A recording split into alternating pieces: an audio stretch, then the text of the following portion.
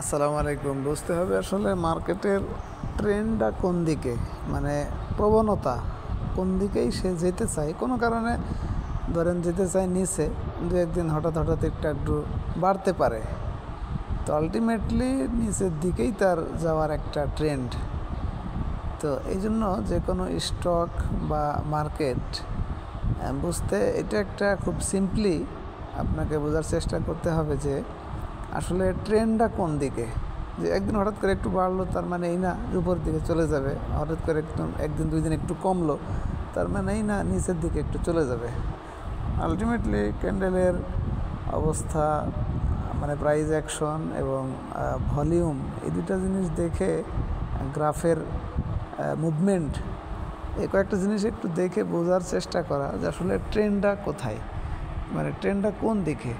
তাহলে আপনার ছোটো ছোটো কারেকশনও যদি হয় সেটা নেওয়া বা কারেকশনে কেনা, নিটিং করা এই ধরনের, বা যদি নিচের দিকে থাকে তখন উপরে একটু গেলে ওই সময়ই বিক্রির যে একটা চান্স সেটা তখন সম্ভব হবে। তো যাই হোক, এখন আলটিমেটলি মার্কেটের যে ট্রেন্ড সেটা দেখতেই পাচ্ছেন। ইমিডিয়েটলি ছোটোখাটো যে সাপোর্টটি ছিল সেটি কিন্তু ভেঙে আজকে নিচে চলে গেছে। অর্থাৎ এখন মার্কেটের যে সাপোর্ট সেটা অবস্থান করতেছে 5167, যেটা অর্থাৎ 10 মার্চ যে লো ছিল 5167, এইটাই সাপোর্ট। মার্কেটের অবস্থান এখন 5183। এখন এইখান থেকে একবার ঘুরছে, তো আবার ঘুরে কিনা আবার নতুন বটমে আসে, এটাই দেখার ব্যাপার। তাছাড়া এর আগে যে আপনার 10 মাস থেকে 4 দিন প্লাস হলো, এটা কিন্তু প্রবণতা না। অর্থাৎ এটা কমতে কমতে হঠাৎ কয়েকদিন একটু বাড়ছে, পরে আবার কমা শুরু হচ্ছে, এটা একটা বোঝার বিষয়। ট্রেন্ডটা ঠিক ছিল আপনার 25 ফেব্রুয়ারি পর্যন্ত। এরপর থেকেই কিন্তু একটানা 5-6 দিন পড়ার পরে এই ট্রেন্ডটাই নষ্ট হয়ে গেছে। তো যাই হোক, এখন 2-1 দিনের ব্যাপারেও যদি চিন্তা করেন কুইক ডিসিশনের জন্য, যেহেতু প্রথমে 3টা বিষয় নিয়ে আলোচনা করি, প্রাইস অ্যাকশন, ভলিউম এবং হিস্টোগ্রামের বার, তো এই হিসাবে ওই ধরনের ক্যান্ডেল আবার ক্রিয়েট না হওয়া পর্যন্ত বাউন্স ব্যাক ক্যান্ডেল, এখানে কিন্তু ভালো ক্যান্ডেলের চেহারা এবং অবস্থান বলার কোনো সুযোগ নাই।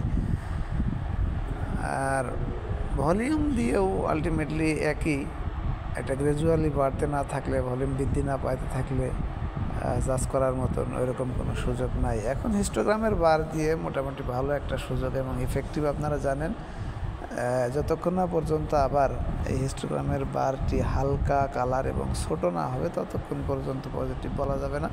আপনারা দেখছেন আজকেও কিন্তু লম্বা এবং গাঢ় হয়েছে। এই ছিল কুইক ডিসিশনের জন্য 3টা সিমটম জাজ করার জন্য বলা হয় আমাদের পক্ষ থেকে। আসলে অ্যানালাইসিস তো অনেকেই আছে, অনেকভাবেই করতে পারবেন, কিন্তু সবাই জানে না। ইন জেনারেলি একই জিনিস প্রতিদিন বলে এই জন্য চেষ্টা করা হয় যাতে করে এতটুকু জিনিসও সবাই নিতে পারে, অ্যাপ্লাই করে বিজনেসটা করতে পারে, অন্ধের মতো করা থেকে বাঁচতে পারে। আরেকটা যেটা দেখা হয় সেটা হলো 2টা ইন্ডিকেটর।